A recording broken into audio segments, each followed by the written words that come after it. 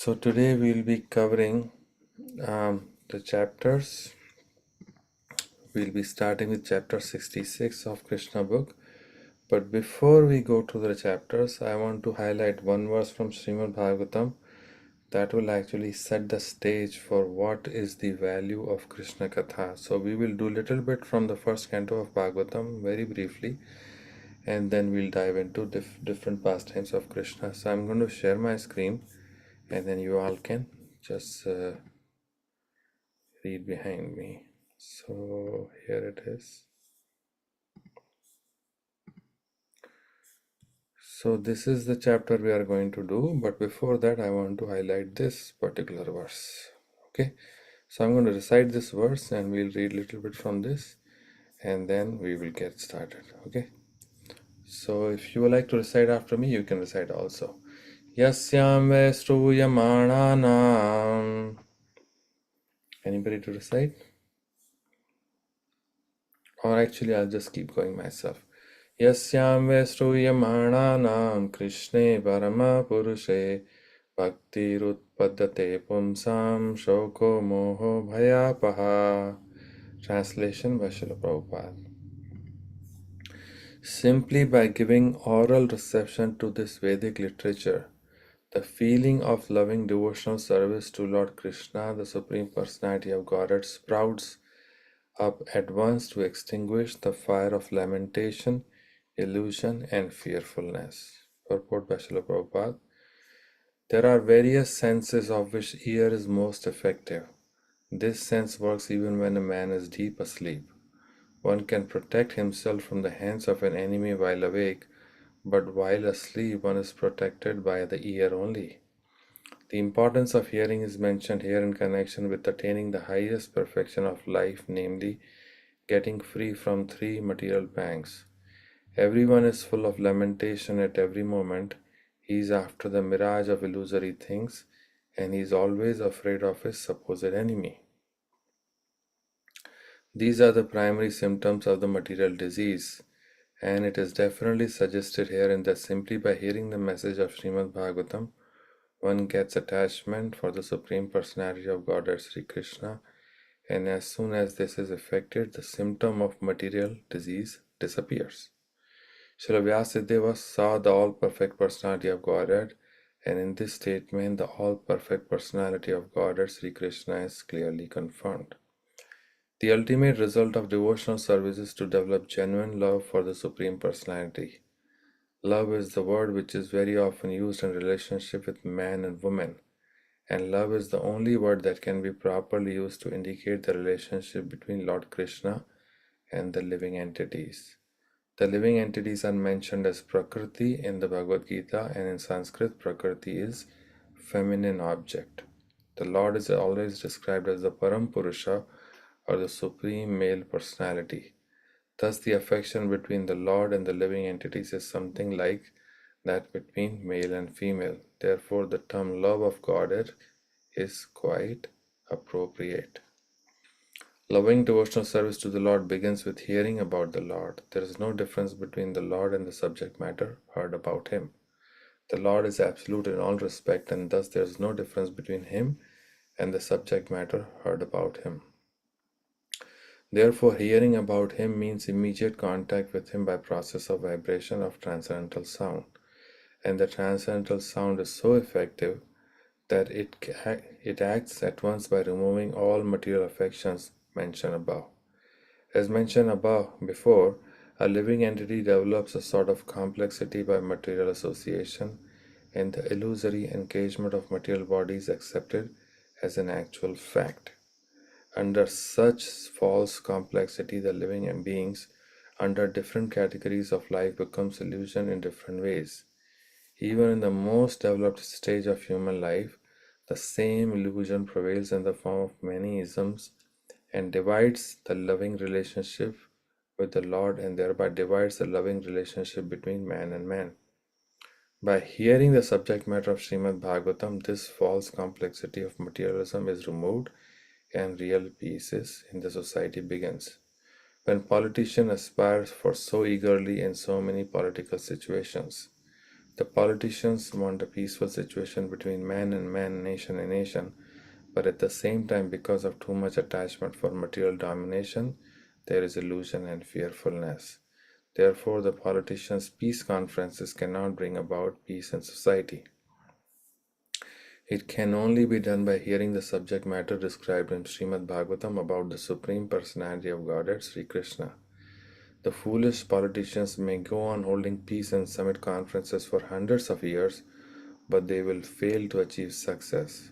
Until we reach the stage of re-establishing our lost relationship with Krishna, the illusion of accepting the body as self will prevail, and thus fearfulness will also prevail.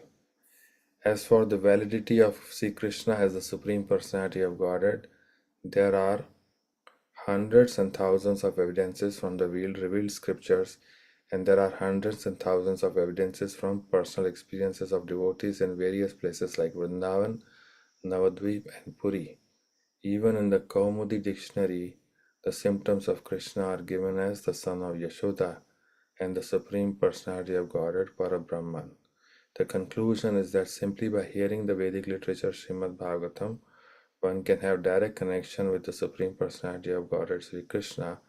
Thereby one can attain the highest perfection of life by transcending worldly miseries, illusions, and fearfulness.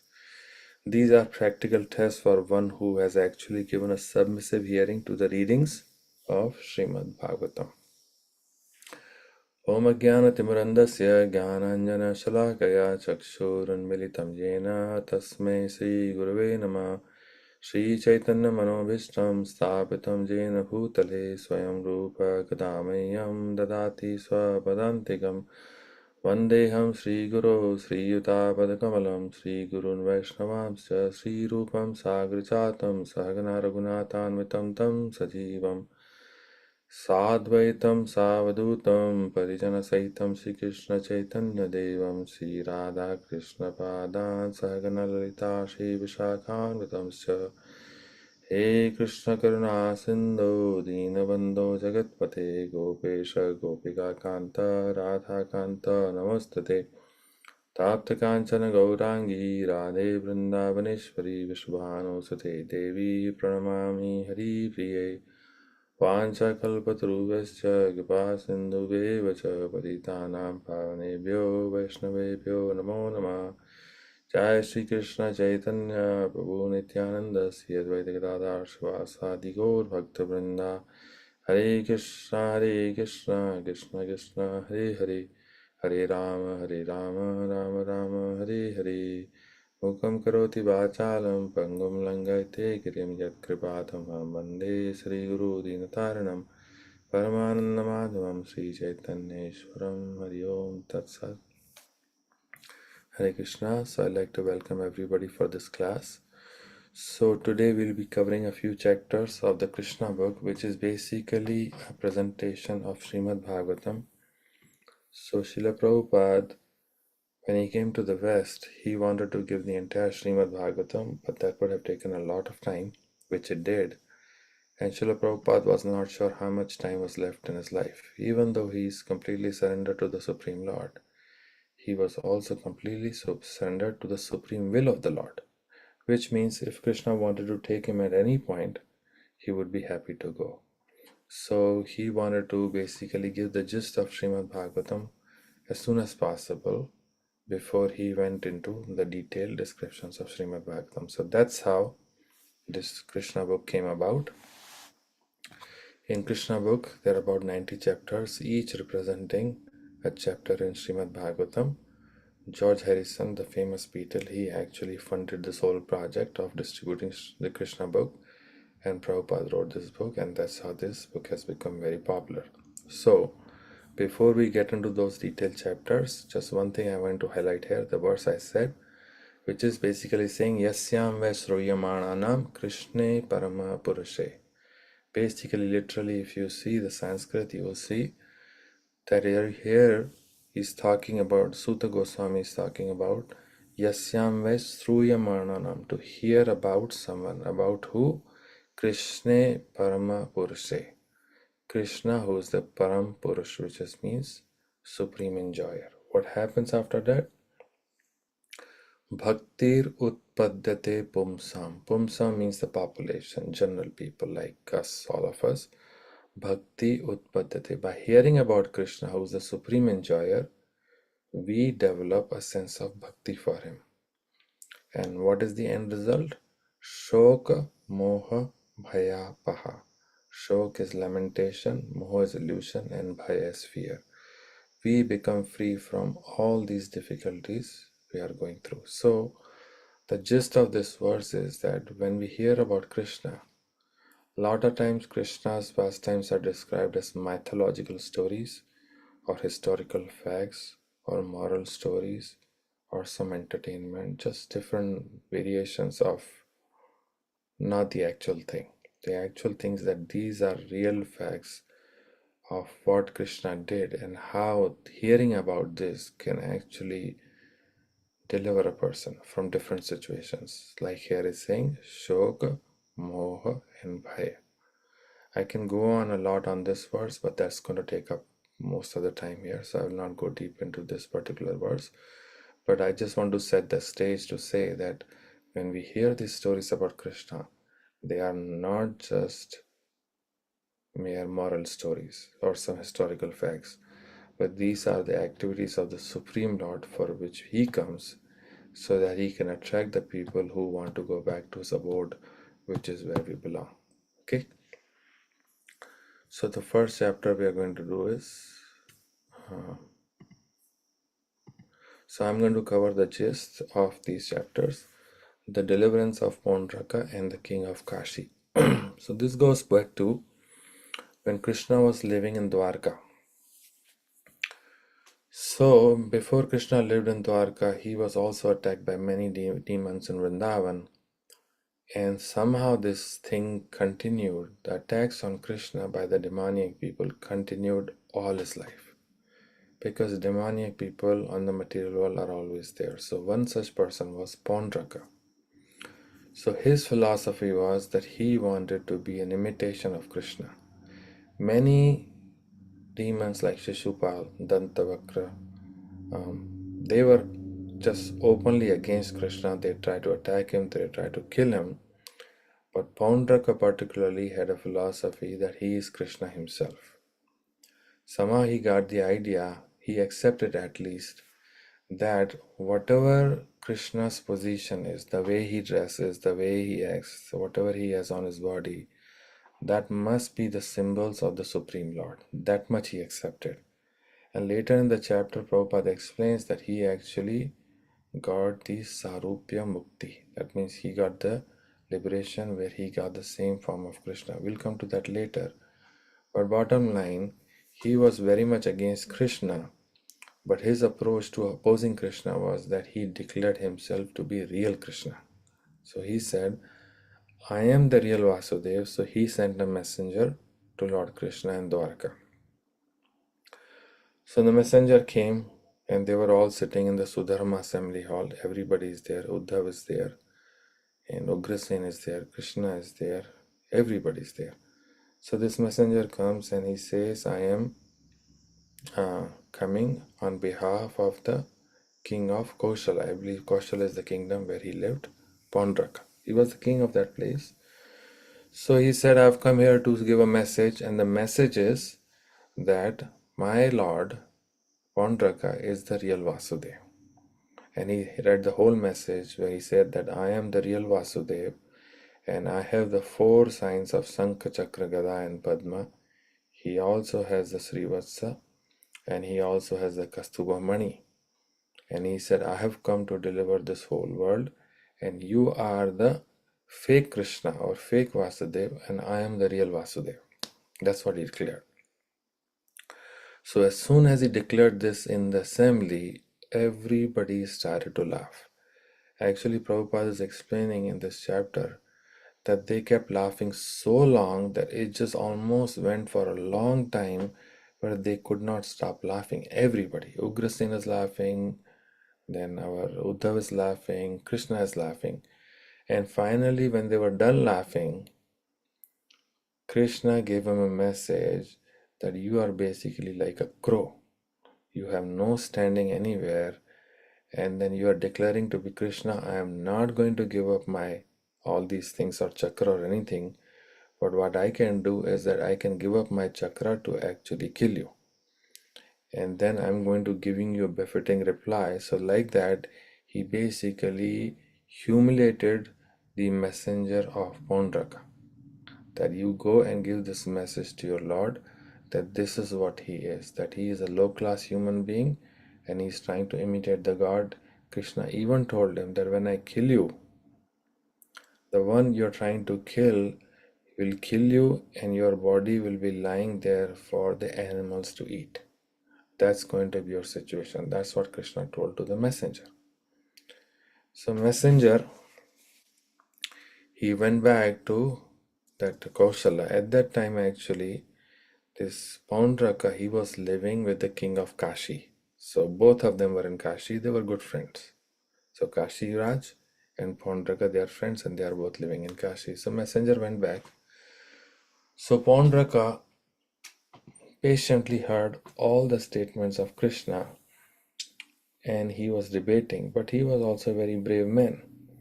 So he was thinking what to do. While he was thinking what to do, Krishna himself decided to come straight from the Dwarka to Kashi.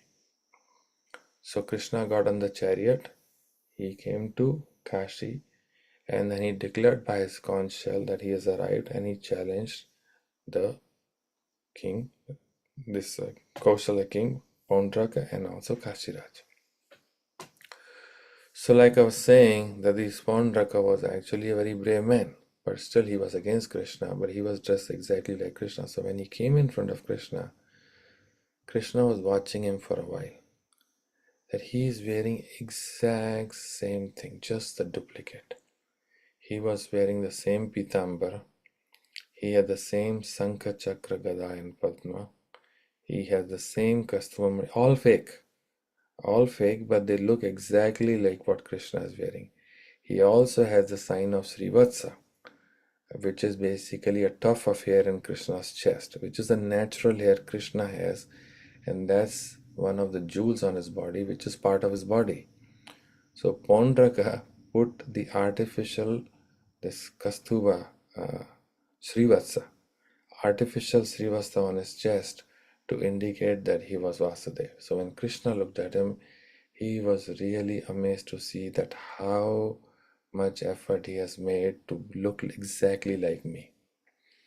So when Krishna was watching him, Prabhupada explains that actually he was looking exactly like a stage actor. You know how sometimes happens in the political field also, someone will dress like Prime Minister Modi or someone like that, right? They'll dress like him, they'll act like him. Many times people come in front of the president or prime minister and they talk like him, imitate like him, just to for entertainment, and these leaders are actually entertained. So similarly, when this Pondraka was doing that, Krishna was entertained also. But Pondraka, he challenged him that he's going to kill him, and like that this argument was going on. And finally Krishna picked up his Sudarshan Chakra, and then actually I believe he says that yeah, he picked up his Sudarshan Chakra and actually he just cut off the head of Pondraka, and Pondraka died on the spot. Then what Krishna did, Krishna took up his arrow, the bow and arrow, and then he shooted the arrow at the king of Kashi. And because the whole battle was happening outside the kingdom of Kashi, Krishna shot the arrow in a way that the king of Kashi got killed by the arrow. His head was separated from his body, and his head was taken away by the arrow and thrown in a market square in the Kashi itself. So from outside the Kashi, the head flew into the Kashi because of the arrow, and then it came in the marketplace. As soon as the people saw that a dead head has fallen in the area, their first assumption was, because they knew that king of Kashi and Pondraka have gone outside the city to fight Krishna, because Krishna challenged him.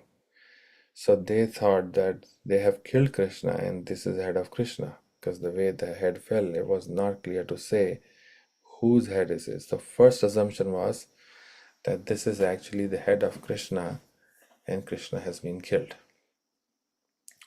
But soon they realized that actually that was the head of their own king. So when they realized that, there was like a hahakar, just everybody is lamenting, everybody is just very disturbed that their king has been killed. Then the queens came running and they were really lamenting that their husband has been killed. And that's how this whole matter of this thing was settled. And I think Kashiraj had his son, and then Krishna established him as the king of Kashi. So this is the entire pastime of Pondraka and Kashiraj.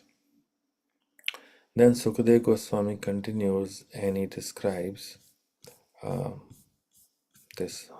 gorilla Dovida.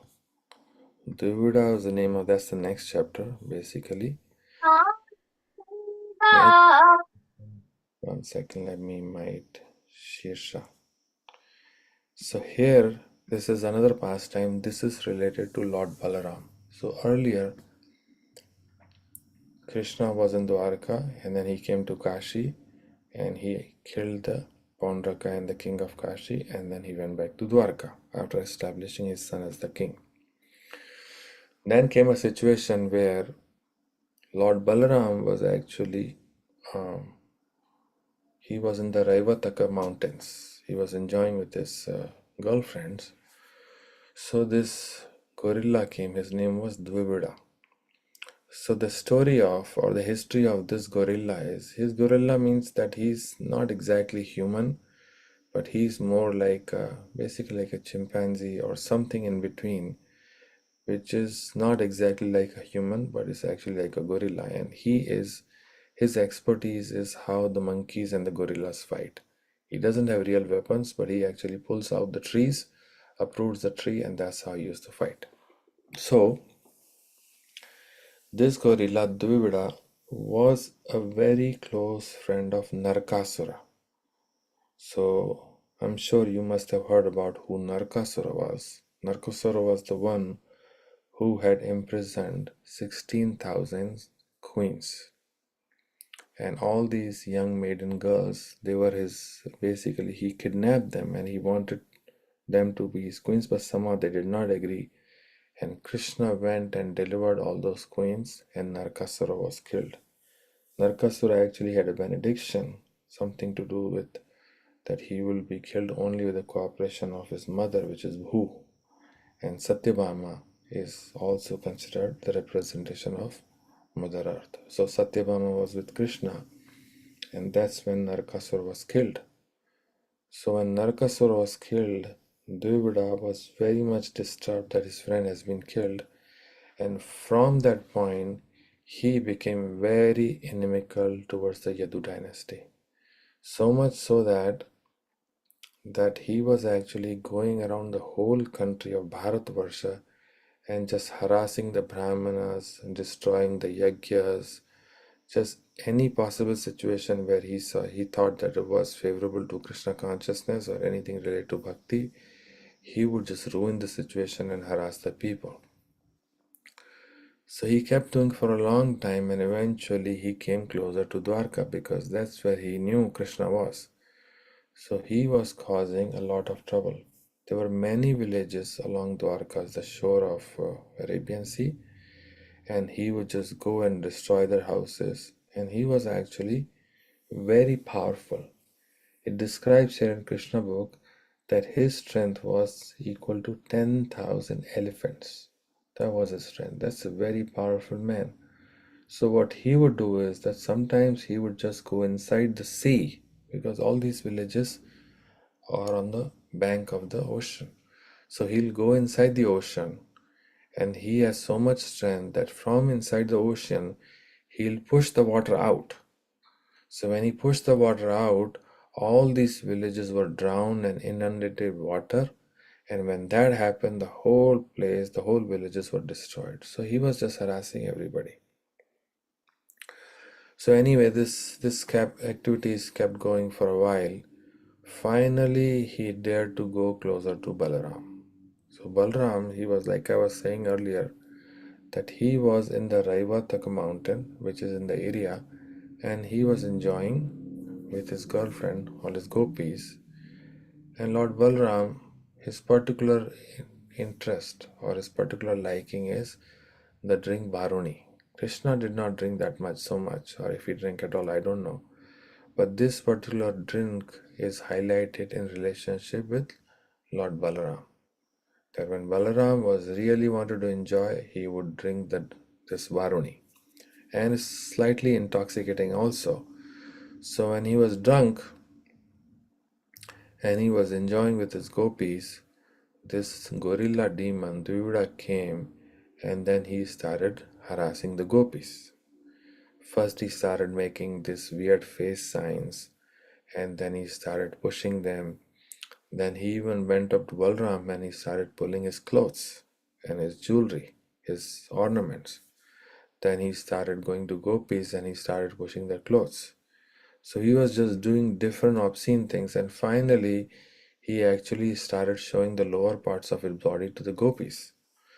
So all this was going on, but because Lord Balram was slightly intoxicated, he did not pay so much attention.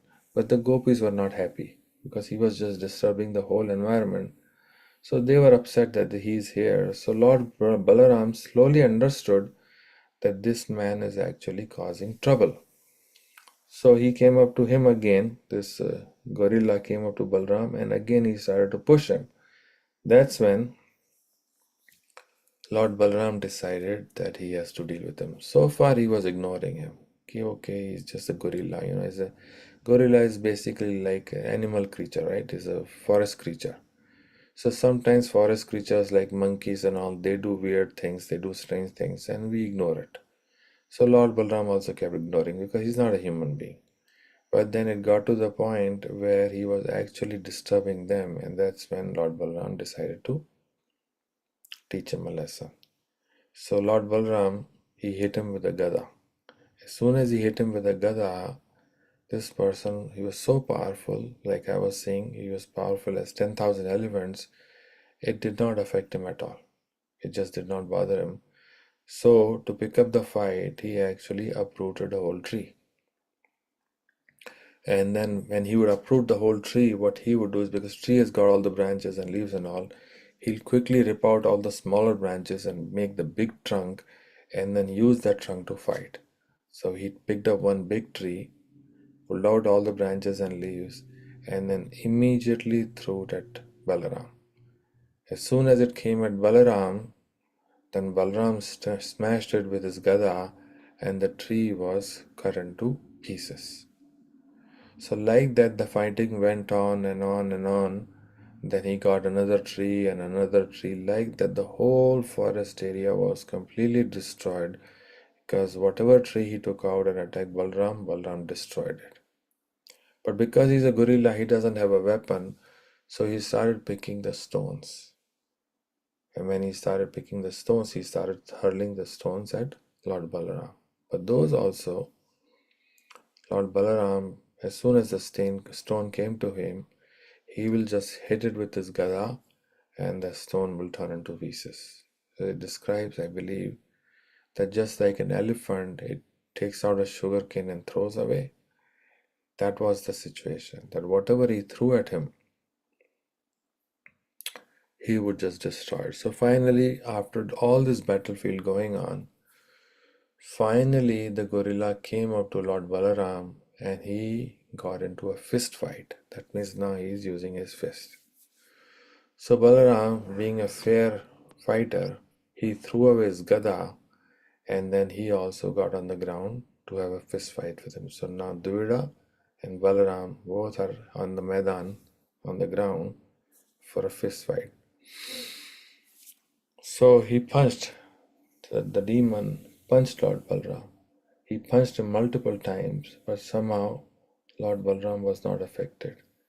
And finally, after back and forth, finally Lord Balram, he just with a punch, he hit his collarbone, which is right here. Basically like this. He hit his collarbone with both his hands. When he did that, then this whole bodily structure was shaken and broken. And then he was injured so badly that he started throwing out blood from his mouth, and he collapsed, and then he died there. So that was the end of this demon Devada. So like that, Krishna and Balaram, for all these years they were in Vrindavan and in Dwarka, they kept delivering these demons one by one. The last one I was describing, Paundraka, Prabhupada explains that he got the Sarupya Mukti, even though Krishna killed him with his chakra. The reason he got Sarupya Mukti because he was obsessed with Krishna, so much so that all day and night, every day, he would walk like Krishna, he would behave like Krishna, he was just completely Krishna conscious. His only problem was that he thought he was Krishna. So when he was killed, Krishna gave him the position of what he had desired for. He wanted to look like Krishna, and Krishna fulfilled that desire by giving him Sarupya Mukti. That means he went back to the spiritual world, but because of being attacked by the chakra of Krishna, he became purified of all those whatever thought process he had about being equal to Krishna or the real Vasudeva. Whatever was going on in his head, he became completely purified of those thoughts. And then finally, when he was established in the spiritual world, he actually got the same form. So here he was imitating Krishna by wearing yellow garments and Sankha Chakra Gada Padma. When he was situated in the spiritual world, he got the same things but real. No fake, no imitation, real things. But the only thing is that he was not Vasudeva, but a servant of Vasudeva. And the way it works in Vaikuntha is for those who get Sarupya Mukti. Sarupya literally means the same Rupya, Sarup. That means they get the same Rup as Krishna. So there are planets where Krishna gives all the residents exactly same form as his own. The only exception is that Krishna has Srivatsa and this Kastubamani and Srivatsa on his chest. Those are the things only Krishna has and others don't have it. Other than that, everybody has got Shankha, Chakra, Gada, Padma. They have four hands and just they look exactly like Krishna. They have a bluish form, they wear yellow dhoti, they have same ornaments. Everything is just like Krishna. So when Pandaka wanted that form, he actually got that form because he became purified of his sinful desires and he was established. And similarly, when Devada was killed by Lord Balram, he was also delivered. So that is the deliverance of the gorilla Devada. Then the next, so let's take a pause. Is everybody paying attention? Is it clear what we are going? Is it going too fast or slow? Just wanted to get a feedback before I continue. We are Good, Prabhu. following Prabhuji. Hare Krishna. Hare Krishna Mataji. So everything is clear? Yes, Prabhuji. Yes. Lalita Govinda Priyadide, that's good. Okay, so I will keep going. So these are, so as Gopikanta Prabhu has set it up, actually it's very nice the way it's set up. Janmashtami is coming Saturday, so today is Monday, so we only have a few days before Janmashtami. So it's actually the best way to get ready for Janmashtami, just to hear these pastimes of Krishna, because it's one thing Janmashtami comes, you participate, and that's good. But when you prepare for the festival, then the festival becomes more joyful. That's why we have this concept of Adivas. Adivas means a festival before the real festival, to prepare for the festival. Typically, Adivas is done the day before, but devotees also start reading about Krishna many days before because they are preparing their mindset for that occasion which is coming, which is Krishna Janmashtami. So it's nice we're reading through all these chapters. That way we get to hear about Krishna. And like I was saying earlier, by hearing about Krishna, we become free from Shoka, Moha, and Bhay, which is actually constantly bothering us. So, to continue, now comes the marriage of Samba. This is another incident where, so what happened was, this Samba is the son of Jambavati. Jambavati is one of the queens, principal queens of Krishna, and she's actually daughter of Jambavan. Jambavan is the same Jambavan who was with Lord Ram.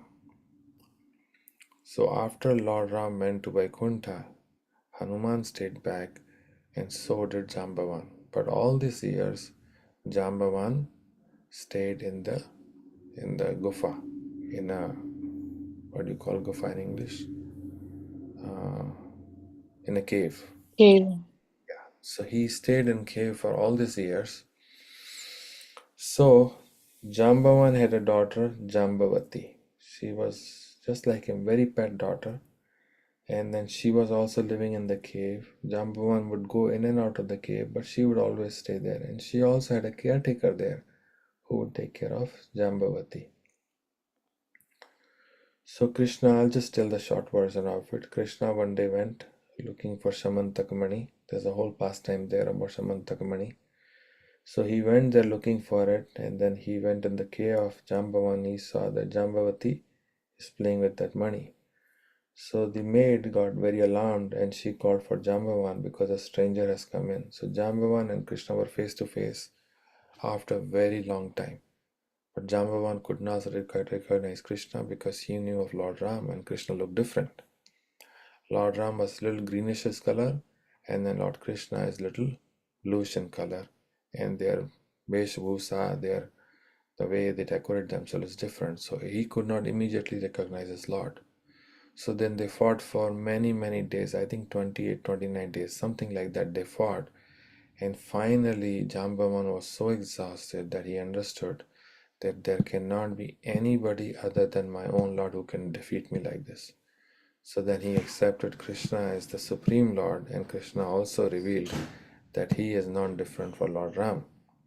And at that point, Jambavan gave his daughter in marriage to Krishna. So that's how Jambavati got married to Krishna. So Jambavati had 10 sons because every wife of Krishna had 10 sons. So Samba was one of the sons. The Samba means Sa Amba. Amba is mother and Sa is with. So amongst all sons of Krishna, this son Samba was the most pet son of his mother. That means among all his wife, they have sons, and the sons are very close to their mother, but nobody was as close to their mother as Samba was. Almost like his shadow, her shadow. He was always with her. Just how some kids they just cannot leave their mother. Samba was like that. So this Samba, when he grew up, Duryodhan had a daughter. Her name was Lakshmana. So Lakshmana was very beautiful, and then they wanted to arrange a Swayamvara ceremony for her in Hastinapur. So that was arranged, and all the princes were invited. And so Samba also got the news, and he also went there. Now, Lakshmana was not particularly interested in Samba. She was not so interested. But she wanted to pick the best husband she could, so that's why the Swayamvara ceremony was arranged. All the Kurus were there. This is before the war, by the way. This is much before the war. So Duryodhan is there, then Dushasana is there, Bhishma Dev is there, then Dronacharya is there, Dhritarashtra is there, Vidura is there, everybody is there. So now everybody is there, and this Lakshmana is sitting for the Swayamvara, and all these kings have come to try their luck. And Samba was also there. But Samba figured that she is not interested in me. But he wanted to marry her anyways. So what he did was, because he was very powerful, he's son of Krishna. So he is extremely powerful. So what he did was, he actually went and forcibly kidnapped the daughter of Duryodhan and ran away on the chariot. He just grabbed her and then got her on the chariot and he ran off in the chariot. As soon as that happened, everybody was bewildered, everybody was upset. What is this? How can the Swayamvar be like this? She has to choose the husband. And they were very upset, particularly because she was not so inclined to marry him. But he took her by force, anyways. So when that happened, then the Kauravas decided that this boy, we have to teach him a lesson. So they decided that okay, we have to create a small army to defeat him and bring our daughter back home. So when they did that, they create an army of 5 Maharathis. And there are names given in the chapter. The main Maharathi was Karna. Karna was the main Maharathi, and then 4 others, and there was an army with them, and they all went to attack Samba. So when Samba saw them coming, he had only Lakshmana on his chariot, and he was by himself, and there's a whole army in front of him willing to fight. So Samba was actually very brave and very strong also, and very skilled in the art of fighting. So immediately he took up his weapon and started shooting the arrows at the army. He was so aggressive and so proactive that actually for all 5 Maharathis, he killed all 4 of their horses, all 20 horses he killed. He killed all of their chariot drivers also. So those people, the chariot drivers, they were also gone. So horses are killed, chariot drivers are killed. So all these Maharathis, they are basically without a chariot. And for a moment, actually, they appreciated the strength and skill he had. They were actually very happy to see that such a strong person has taken their daughter. They were happy actually. But because the way Samba did it, they did not like it. Prabhupada explains in the purport later that see, all these Kshatriyas, they have a strong attraction for Krishna. So sometimes they do things which seems very aggressive, but their purpose is to get Krishna's attention. And sometimes they'll even fight with Krishna, but their purpose is they want to get attention of Krishna. So they were very happy to see him that he's so valiant, so strong, and he's fighting like that. But still, they were there for a reason. They wanted to kidnap him and get their daughter back. So they were on a mission, so they continued. So what they did was, they also shot the arrows and they killed all the horses of his chariot. They also killed his chariot driver. And then with the last arrow, they actually broke the thread of his bow. So when the thread was broken, that means he cannot fight anymore. He cannot shoot arrows anymore. So in that situation, he was without weapons, and they also did not shoot at him. But what they did was is they basically arrested him, tied him up, and then brought him back to Hastinapura. And he was separated from Lakshmana. So Lakshmana was taken back to her home, and now he is a prisoner of war, basically. When that happened, the news came to Dwarka that Samba has been arrested. So now what to do? So they had a Ishtagoshti, a debate. So finally Lord Balram said, you see, they are our cousins, they are our friends. There is no point in creating fight between these two families because we are very closely related. But they have also arrested Samba. So what I will do is, I will go and create a truce, basically cut a deal. That I will just, go with a peace formula that that Duryodhan will give the daughter to Samba and they both can come in Dwarka and just settle the matter peacefully because we are Kshatriyas, they are Kshatriyas. There is no reason to fight. He also reasoned that if we fight, many hundreds and thousands of soldiers will be killed and that's not going to benefit anybody. It's just a marriage and already they are married because the Vedic system is that once a girl has been touched by a boy, nobody else will accept her. So she has to accept him only as his husband.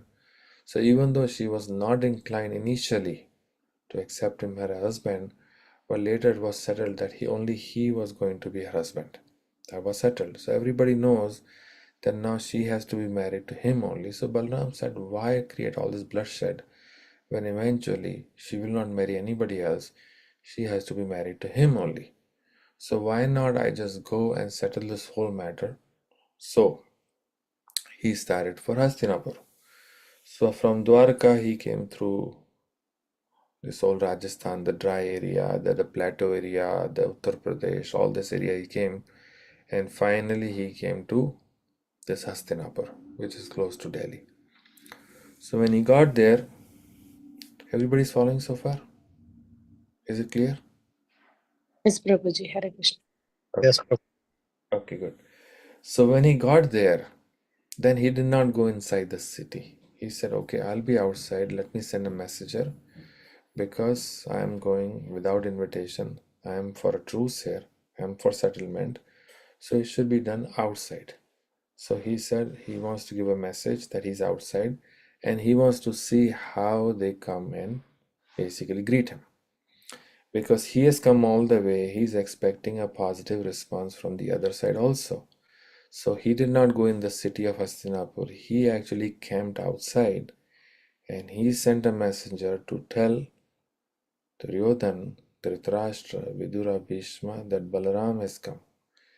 As soon as they heard, his life came back to their life.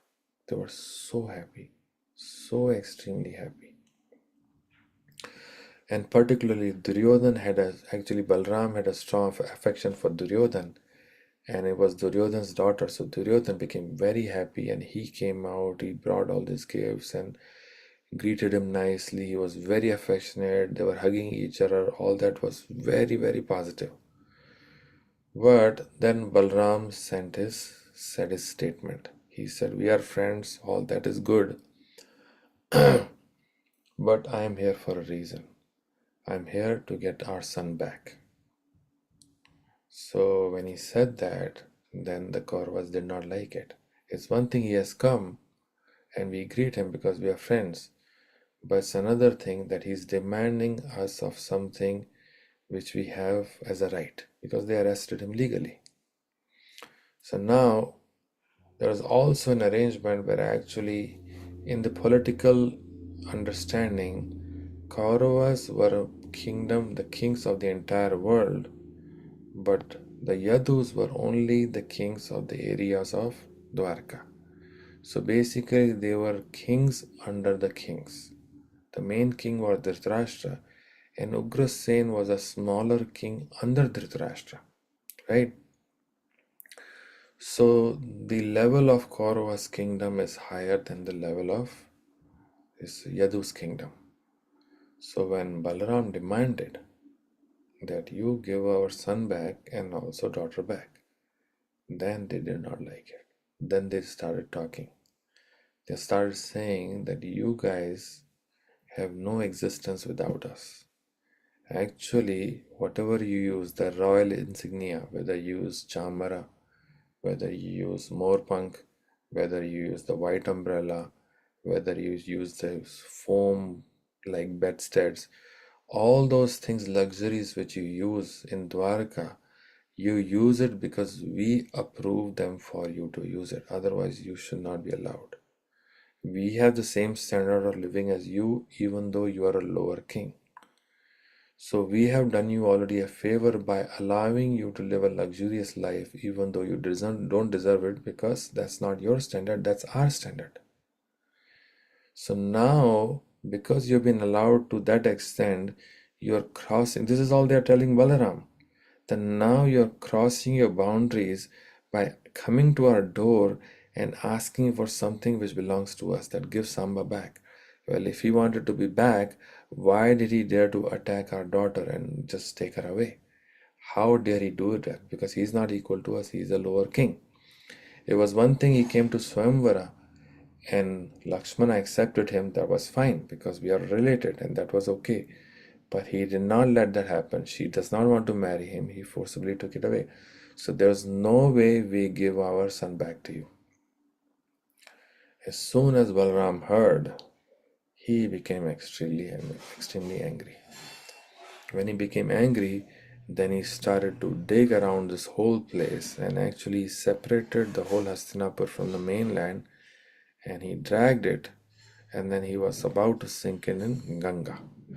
When they all saw that, then they became scared and they offered him prayers, and finally they made a settlement that okay, we give your son back, Samba comes back, Lakshmana also comes back, we give you a lot of dowry and all that. The whole thing was settled, and they actually glorify him as the Supreme Lord, him and Krishna, and they came to their senses, and the whole matter was settled. And finally, the Samba was properly married to Lakshmana, and then he was brought back to Dwarka in a respectable manner. So this is the pastime of the marriage of Samba. Okay, clear so far? Yes, Prabhuji. Okay, so we're going one by one. So the next chapter is Grace sage Narada visits the different homes of Lord Krishna. So Gopikanta Prabhu told me that Kalani Mataji has already covered that. Is that correct, Mataji? You already covered these things? Yes, yes, Prabhuji. Yes, Prabhuji. Okay. So then I will not cover because we only have 5 minutes left. So I'm not going to cover these things. There is this whole pastime of Shishupal. I think that's going to take some time. So this also I will not cover because Narad Muni visits the Krishna's palaces. And Mataji, you covered this also, right? What Krishna did every day? Yes, Prabhuji. Okay, good. Thank you. Okay, In so fact, for Balram Purnima, Samba marriage was also covered briefly, Prabhuji. oh, it was covered. Okay, nice. Okay, so I will go forward on this one also. Lord Krishna was invited to Indraprastha. So this we only have 5 minutes, so I'll tell you a very quick version of this, and then we'll conclude. So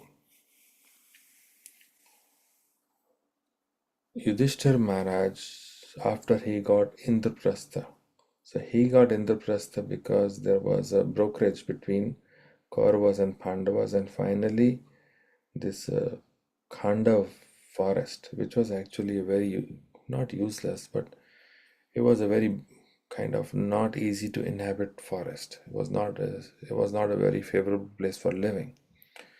So the settlement was done between Kauravas and Pandavas that Pandavas will give the Khandava forest.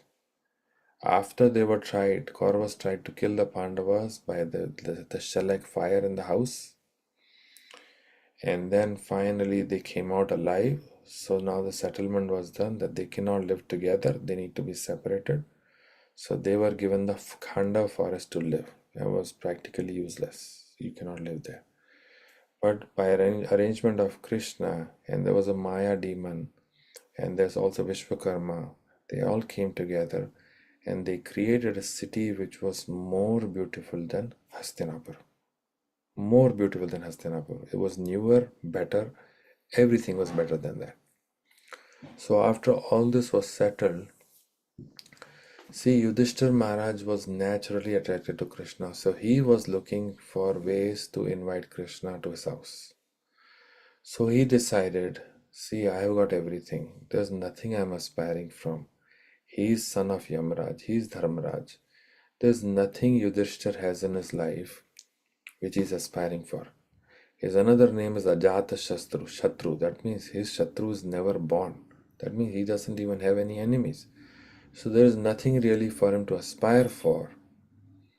And yet he wanted Krishna's attention. So he decides to devise a plan that I want to do the sacrifice, the Rajasuya sacrifice, in which I'll invite Krishna, I'll invite all the devas, and somehow establish my supremacy. But more than that, I want Krishna to be there, and I want to highlight the presence of Krishna. That was his plan. So he sent a messenger to Dwarka inviting Lord Krishna to come to Rajasuya sacrifice. So that's one thing.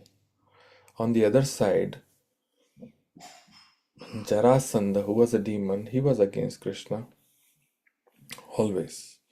This Krishna left Mathura because of Jarasandha. Jarasandha came on one side and Kalyavan came on the other side, and Krishna ran away That's why one of his name is Ranchor, because he ran away from the battlefield and then he settled in Dwarka on the shore of the sea. So Jarasandha always had this enmity for Krishna, and he had imprisoned hundreds of kings to be offered to Kal Bhairavi, which is basically a form of Durga. He was going to offer those kings as a sacrifice, so he's going to kill them, and they are all imprisoned. So those kings sent a messenger to Dwarka saying that our kings are being harassed, and you are the only person who can actually free them from their imprisonment. Actually, their living situation was so bad that there was no food. There is no way to even keep them clean. It's basically like the Jewish concentration camps we have heard of during the time of Hitler. Something like that you can think of, because the way it's described in Krishna book, the way these kings were treated, they were basically not given any food, no cleanliness, nothing. They were basically like prisoners and treated very poorly. They were just waiting to be killed by Jarasandha. So they somehow found a messenger who delivered a message to Lord Krishna. So when they came pleading like that, then Lord Krishna assured them that sure, I will come and then tell your kings that I will deliver them. So as soon as the kings heard, they became extremely happy that Krishna has assured her, because they had this faith that if Krishna comes to our rescue, then we will definitely be delivered. So when they heard the news, they were very assured and they actually became very jubilant, even though their situation was very bad, but somehow they got the confidence that they will be delivered soon. So now one side Krishna is invited at Hastinapur, and other side he is invited to the Jarasandha's palace for these kings who are imprisoned. So Lord Krishna first went to Hastinapur. So Hastinapur, one of the requirements of Rajasuya sacrifices, when he went there, he was greeted and he was nicely treated. They were sitting together, talking, planning the Rajasuya sacrifice. So one of the requirement was that unless all the kings surrender to you to give you taxes, basically they accept your supremacy, unless you get that, then you cannot do the Rajasuya sacrifice. And the biggest block was Jarasandha, because they knew Jarasandha is never going to accept the subjugation of Yudhishthira Maharaj. They knew that. And Jarasandha is extremely powerful. He is also equal to 10,000 elephants. So there Krishna devised a plan that we have to first get rid of Jarasandha before we can do the Rajasuya sacrifice. Also, we have to get rid of Jarasandha to deliver all these kings. So Krishna devised a plan that we will go disguised as Brahmanas and ask for some alms, some begging they will do. Because they knew that even though Jarasandha is very demoniac, he has a quality that he is very charitable to Brahmanas, which is actually a very good quality for a demon. Generally, most of the demons, they would harass the Brahmanas. Like I was saying earlier, this Paundraka and Dvida, all those will harass Brahmanas. But Jarasandha actually was very favorable to the Brahmanas. So they went and asked him for a benediction or begging that please give us fighting as a begging, like, give us arms in the form of fighting. So Jarasandha, he was surprised by this unusual request that these Brahmanas have come and they are asking for fighting. Then he looked at their bodies were very strong. Their bodies did not look like Brahmanas, because Kshatriyas look different. They even had marks on their shoulders for carrying the bow and arrow. So he understood that these are basically not Brahmanas. So he said, so be it, I'll grant you what you're asking, which is basically the fight. So then he said, okay, I'll grant you the fight. And that's when Krishna revealed that actually 9 o'clock. you start. Would you log in this? Oh, then tell them that maybe not today. Okay. Yeah. So What's the news? we'll wrap up in a few minutes. So basically Krishna told him that we are not Brahmanas, but actually I am Krishna, he's Arjun, and he's Bhim. So then Jarasandha started laughing and laughing. He said, "You fools, if you had asked me as Kshatriyas, I would have still granted you what you're asking. Why did you have to do all this natak, all this drama to get a fight with me? I could have given you anyways." But he said, "Krishna, I fought with you long time ago. You ran away. You are a coward. I am not going to fight with you because you are a coward. I refuse to fight with you." Then he said, "Arjuna, you are too small, too young, too weak. It's not an equal fight, so I'll also not fight with you." But he said, "Bhimsen, he is my match. So I'm going to fight with Bhimsen." So the whole thing was settled, and they would have a fight with Bhimsen and Jarasandha. So they kept fighting. The fighting went on day and night. Prabhupada explains that during the day they will fight, and then in the night these will all be the guests of Jarasandha. They will dine together, they will drink together, they'll talk and joke, everything together during the night. But during the day the fight will go on. It's a fist fight, hand to hand, or with the gadas, just different, whatever. If they use a weapon, they both use the same weapon. If no weapon, then they were using fist fight.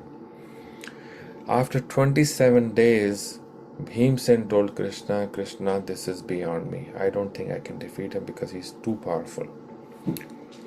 Then Krishna did an indication. Krishna knew his weakest point, because Jarasandha was basically, he was born of two mothers in two parts. Somehow the arrangement was that he was born in two parts with two mothers. When the king got those two parts, he said, half baby, what will I do? So he threw away both of those in the forest. And there was a demoness named Jara. She picked up those parts, and by her mystical powers, she added them together, and that became the one person. That's why his name was Jarasandha, the person who has been put together by Jara. Okay? So now Jarasandha is there. So he has a weak point, that all his body basically is weak around the point where he was joined. Because when you put the body parts together, if they have been separated, usually they are weak than normal. So Krishna, what he did, he took a straw, and then he bifurcated like that, indicating to Bhimasen that this is the way he can be killed, because he's very weak. A straw, if you take and if you pull it like this, is extremely strong, because the fiber is along the length, so when you pull it, you cannot break it. But if you bifurcate the straw, it is extremely weak. So that's how he told Bhima, if you try to defeat him by fist fight or gada fight, you will not be able to defeat him. But if you bifurcate him from top to bottom, then he can easily be separated. So what Bhima did was, he found a way to basically stick his leg in his leg and just push him over, threw him down, and then put his leg on one of the leg and use the other leg to just pull him apart. As soon as he started pulling him apart, he easily came off, and then he was basically divided again into two parts. And then he threw one part on the other side, another part on the other side. Prabhupada explains in the purport that when he was bifurcated, it came into exact equal halves. There was no like a raw line that some parts went on this side, some part went on that side. It was an exact half, because that's how he was connected when he was born. So now Jarasandha was killed, and then Krishna went to the prison to free all the kings. Then Jarasandha's son, he was established as the king. Krishna was not interested in the kingdom, so he established his son as the king, and he asked all the kings to be freed. So kings were free, they were extremely happy, and they were re-established back in their kingdom. And then Krishna went back to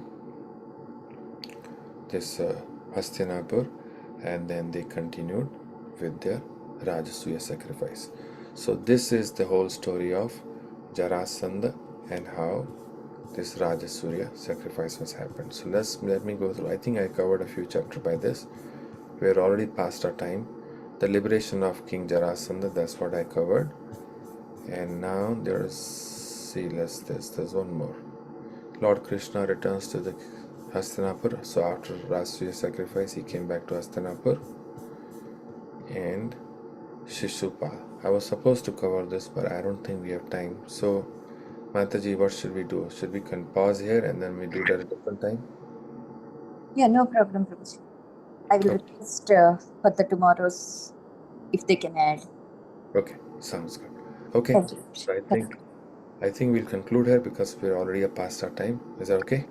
Yeah, just 2 minutes if they have any question. Is Sure. it okay, Prabhuji? Yeah, of course. I just didn't want to go over, but sure, if there are any questions, definitely we can talk. Hare Krishna, dear devotees, if you have any questions, please. Hare Krishna Prabhuji. It was Yes, so Prabhu. nice that we heard pastimes of Krishna. Prabhuji, one question: why Krishna ran away from Jarasandha? So, can you little brief about that? So, see, one thing about Krishna is whatever he does is absolute. When we say absolute, that means there's no fault. He's also Makhanchor. When he steals something, that's glorious. When he ran away from the battlefield, that's also glorious. The reason he did was because around 17 or 18 times Shishupal attacked his kingdom. And then Jarasandh, he attacked his kingdom and every time he was defeated. Okay. So finally, when the 18th or 19th time he came, Kalyavan came from one side and Jarasandh came from the other side and they attacked together. So because of all this disturbance that's going on, his family and his subjects, they were actually getting harassed because they were getting attacked every time. So he was thinking, why should I go put them through all this trouble? It's in Mathura because there are always all these people attacking. Let me just go and settle in a faraway place where actually there's no disturbance. So he did not even choose the mainland. The Dwarka was actually an island off of the mainland. So today we see the remnants of Dwarka, they are under the sea, they're actually an island. So Krishna, by his Yogamaya potency, he just transferred everything to everybody to a land where they would not be disturbed anymore. And that's what happened. There was a beautiful city developed there and everybody lived peacefully. So Krishna, he could have easily killed Jarasandha. No problem. Kalyavana also he got killed through, what was the name of the devotee who was sleeping in the cave? Muchikunda. Muchukunda. Thank you, Prabhu. So he wanted Muchukunda to kill Kalyavan. So he arranged that. So Krishna has different ways to get these people killed. But he can do it himself. He knows exactly how they're supposed to be killed. So he just acted this Leela of running away just so that these kings will become more powerful, but eventually they will be subdued. So Krishna, when he does something, we do not generally find fault in it, that why he ran away. Because he wants to play different Leelas. So one Leela was that, okay, let me run away from the battlefield. Another Leela was that he wants to be a thief. Another Leela was that he wants to play with the wife of other people. This is generally not moral, but with Krishna, nothing is immoral. So it's just Krishna is doing these different activities just to attract people towards him. So today, there's a temple of Ranchor in where? Dakor in Gujarat. There's a temple of Ranchor. Krishna is worshipped as someone who ran away from the battlefield. Who will do that? Generally, a Kshatriya runs away, no respect. But here Krishna is worshipped. So whatever Krishna does is absolute. That's how we see it. Does it make sense? Yes, Prabhuji. Thank you so much. Sure. Hare Krishna. Thank you. Hare Krishna. Anything else? Hare Krishna Prabhuji. Prabhuji, then really nice session. Yeah, I have a question regarding Panduraka. Krishna, Lord Krishna gave him the similar appearance how he is Yes. Sarvakya. So usually for getting this kind of liberation, someone's supposed to surrender to Lord and then do the devotion to achieve it. But he was against Krishna, but he got that liberation. And as we know from the scripture and from Krishna consciousness, like if someone is getting liberated with maturity, like without devotion and differently, it may be Brahmajyoti and all, there is a chance of falling down. So the liberation he got, is there a chance of falling down again? And how Krishna, I mean, how they're getting this kind of liberation, even being envious to Krishna? Okay, good question. So let's start from the basics. So Krishna says in Bhagavad Gita, Yad gatva na nivartante tad dhama paramam mama. Once you go to my abode, you never fall down. So that answers one part of your questions, that once they go there, they will not fall down. Regarding how, without surrendering to Krishna, they get this liberation. See, Krishna is Swarat. In first verse of Bhagavatam, Krishna is called Swarat. Swarat means he can do anything he wants. So now if Krishna chooses to liberate someone and give him a position in his own abode, that's his choice. What quality he sees in them, how he decides, we have no control over that. That's what Uddhav was saying. Uddhav was saying that I cannot imagine the mercy of Lord Krishna, who gave the position of a dhatri, a mother, to someone who was trying to kill him by giving him poison, putana. Uddhav was saying, if you read, where is this? I don't know where it is. Aho bakiyam sthanakala tutkutam jigyam sayapaya yadapi sadhavi lebhe datri gatim ruchitram tatonyam Kimva dayalum saranam vrajema. Kimva dayalu saranam vrajema. Is there anybody who is more merciful than Krishna? Nobody. That's why saranam vrajema, I want to take the shelter of his lotus feet. He started that verse by saying, Aho, oh how amazing it is. Baki yam stana kala kutam. Baki is the sister of Bakasur. Oh, how amazing it is that she put the Kalakuta on her breast and she was trying to kill him, and he gave her a position of a mother in Vaikuntha. So this is actually the mercy of Krishna, that sometimes he makes those exceptions. And similarly for Paundraka, he gave him the position of Sarupya because he so desperately wanted it. And because he was killed by the Sudarshan of Krishna, all the impurities were gone. Because Krishna sucked out the life giver of Putana, all impurities were gone. As soon as the impurities are gone, the surrender is instant, and they can naturally qualify for that position where Krishna wants them to go. So it's actually not surprising. Krishna can immediately purify, and then they can go to where Krishna wants them to go. Make sense? Yes, Prabhu, it's very clear. Thank you. Very good. Okay. Hare Anything? Krishna. Very nice. Nandakumar Prabhu on his busy schedule, he has another class. Still, he gave his time for all of us. And he narrated so many pastimes with so many wonderful philosophical explanation. Thank you very much, Prabhu. Please keep coming and enlighten us more and more.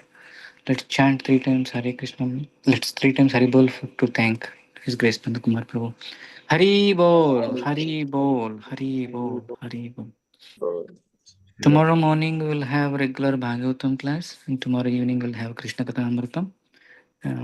Please join and relish all these pastimes and immerse in Krishna Katha this whole week. Thank you very much. Let's chant enthusiastically 3 times Hare Krishna Mahamantra and wind up the class. Hare Krishna, Krishna Krishna, Hare Hare, Hare Rama, Rama Rama, Hare Hare. Hare Krishna, Krishna Krishna, Hare Hare, Hare Rama, Rama Rama, Hare Hare.